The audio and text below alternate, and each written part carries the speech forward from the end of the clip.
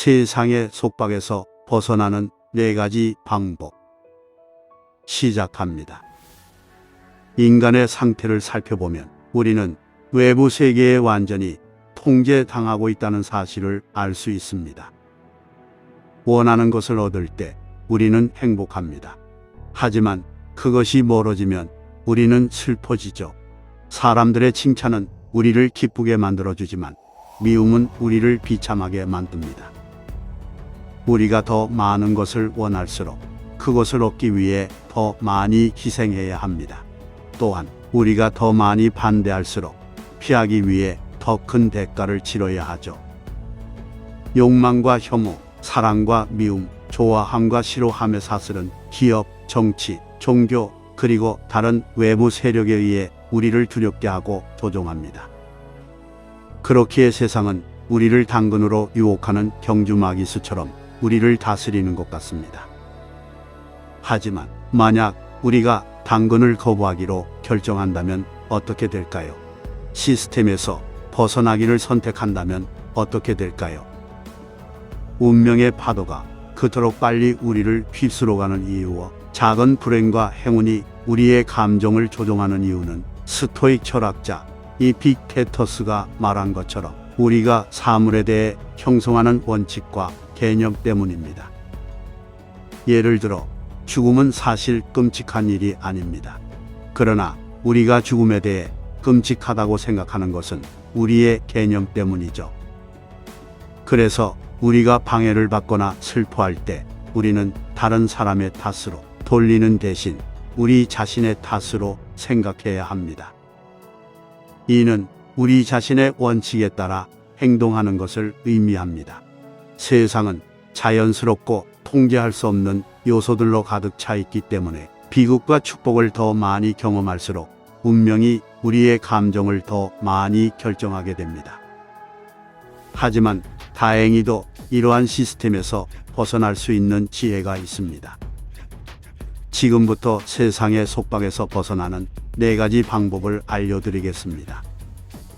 첫 번째, 인내하는 법을 배우세요. 인내는 어려운 상황에서 우리가 견디는 능력을 가리키는 중요한 가치입니다. 때로는 우리는 불평하거나 고통을 피하려는 유혹에 빠질 수 있지만 마르쿠스 아우렐리우스와 알베르 카뮈의 철학은 우리에게 인내와 고통의 의미를 상기시켜 줍니다. 마르쿠스 아우렐리우스의 명상록은 우리에게 인내의 가치와 그 결과가 어떻게 우리에게 유익한 영향을 미칠 수 있는지를 가르쳐 줍니다.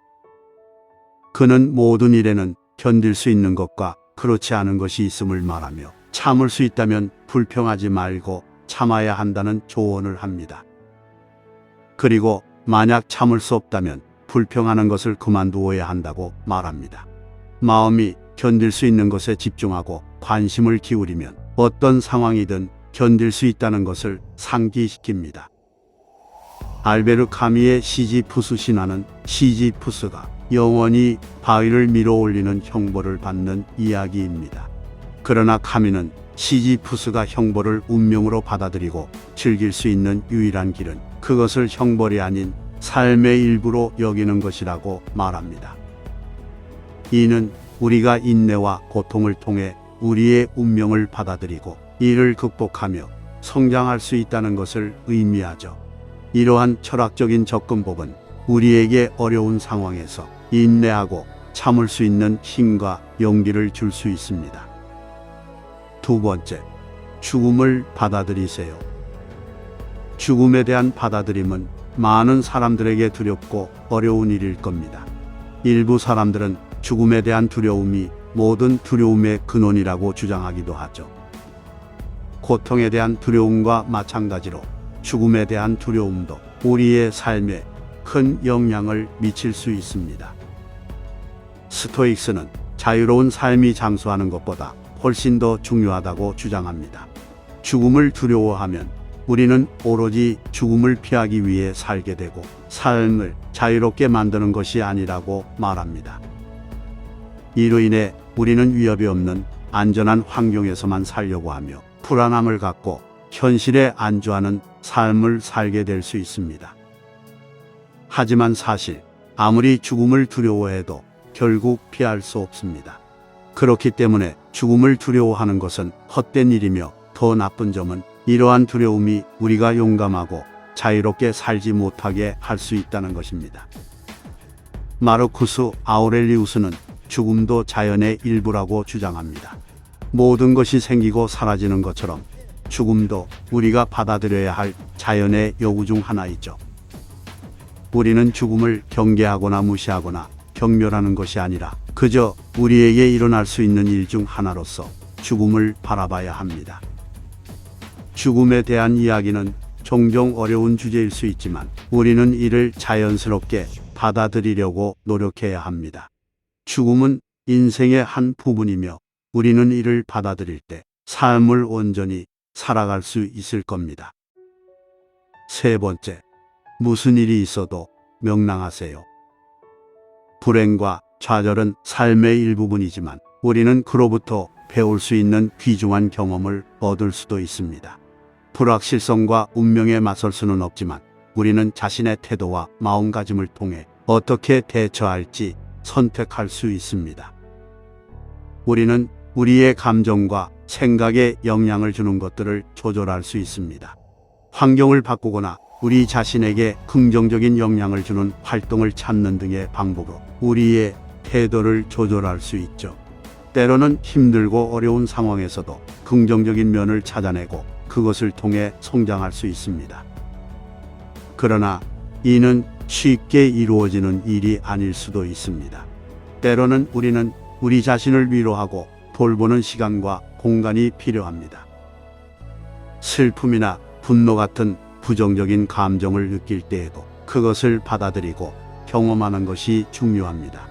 이러한 감정들은 우리의 인간성의 일부분이며 우리가 사람으로서 성장하는 데 도움을 줄 수 있습니다.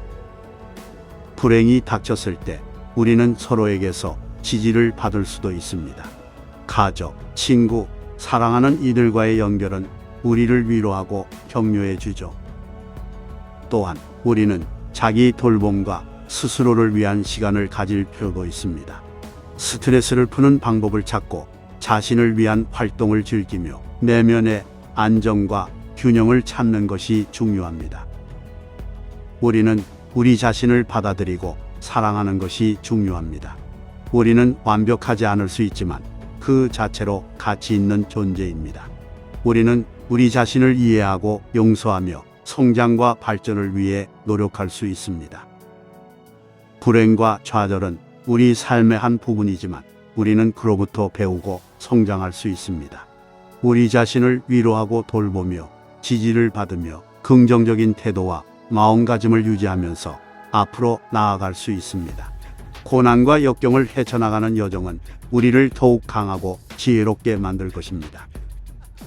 네 번째, 사람과 사물을 버리세요. 사람이나 사물에 대한 강한 애착은 우리에게 치명적인 영향을 미칠 수 있습니다.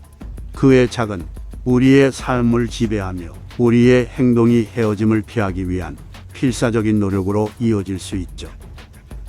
우리는 종종 건강하지 못한 집착으로 인해 인간관계가 사랑을 넘어서 조종과 노예 관계로 이어질 수 있습니다.